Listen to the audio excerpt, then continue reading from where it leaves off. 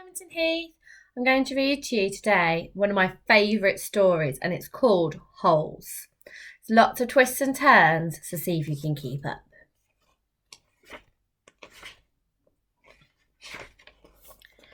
There is no lake at Camp Green Lake. There was once a very large lake here, the largest lake in Texas. That was over 100 years ago. Now it's just a dry, flat wasteland. There used to be a town of Green Lake as well. The town shriveled and dried up along with the lake and the people who lived there. During the summer, the daytime temperature hovers around 95 degrees in the shade. If you can find any shade. There's not much shade in a big dry lake. The only trees are the two old oaks on the eastern edge of the lake. A hammock is stretched between the two trees, and a log cabin stands behind that. The campers are forbidden to lie in the hammock. It belongs to the warden. The warden owns the shade. Out on the lake, rattlesnakes and scorpions find shade under rocks and holes dug by the campers. Here's a good rule to remember about rattlesnakes and scorpions. If you don't bother them, they won't bother you, usually. Being bitten by a scorpion or even a rattlesnake is not the worst thing that can happen to you. You won't die, usually. Sometimes a camper will try to be bitten by a scorpion or even a small rattlesnake. Then he will get to spend a day or two recovering in his tent, instead of having to dig a hole out on the lake. But you don't want to be bitten by a yellow spotted lizard. That's the worst thing that can happen to you. You will die a slow and painful death. Always. If you get bitten by a yellow spotted lizard, you might as well go into the shade of the oak trees and lie in the hammock, because there is nothing anyone can do to you anymore. The reader is probably asking, why would anyone go to Camp Green Lake? Well, most campers weren't given a choice. Camp Green Lake is a camp for bad boys. If you take a bad boy and make him dig a hole every day in the hot sun, it will turn him into a good boy. That's what some people thought. Stanley Yelnates was given a choice. The judge said, you may go to jail or you may go to Camp Green Lake. Stanley was from a very poor family. He'd never been to camp before. Stanley Yelnates was the only passenger on the bus, not counting the driver and the guard. The guard sat next to the driver with his seat turned round facing Stanley, and a rifle lay across his lap. Stanley was sitting about 10 rows back, handcuffed to his armrest. His backpack lay on the seat next to him. It contained his toothbrush, toothpaste, a box of stationery his mother had given him. He'd promised to write to her at least once a week. He looked out of the window, although there wasn't much to see, mostly fields of hay and cotton. He was on a long bus ride to nowhere.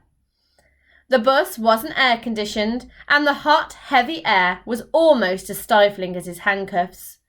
Stanley and his parents had tried to pretend he was just going away to camp for a while, just like the rich kids do.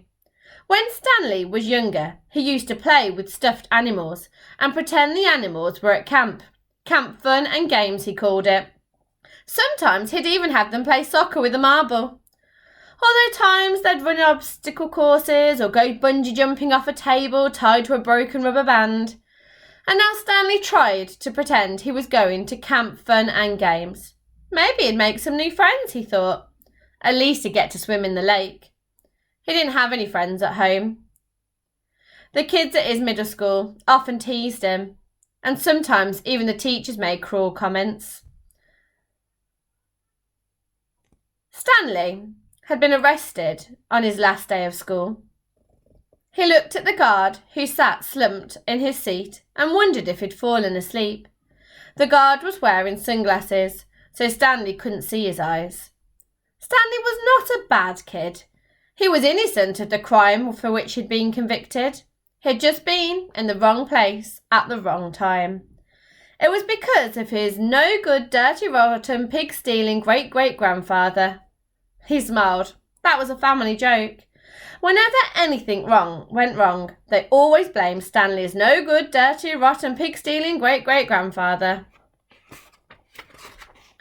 Supposedly, he'd had a great-great-grandfather who'd stolen a pig for a one-legged gypsy who put a curse on him and all of his descendants. Stanley and his parents didn't believe in curses, of course, but whenever things went wrong. It felt good to blame somebody else. And things went wrong a lot.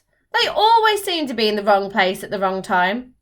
He looked out of the window at the vast emptiness and watched the rise and fall of the telephone wire, and in his mind he could hear his father's gruff voice softly singing to him. If only the woodpecker sighs, the bark on the trees was just a little bit softer, while the wolf waits below, hungry and lonely, he cries on the moon, if only, if only. It was a song his father used to sing to him. The melody was sweet and sad, but Stanley's favourite part was when his father would howl the word moon. The bus hit a small bump and the guard sat up instantly alert. I wonder what could happen next. You'll have to read on and see if you can find out what happens to Stanley when he gets to Camp Green Lake. Couple of questions for you now. What did they think that children should do at Camp Green Lake to turn them from bad boys to good boys?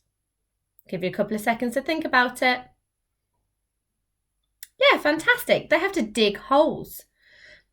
Which two animals is it not too bad to be bitten by at Camp Green Lake?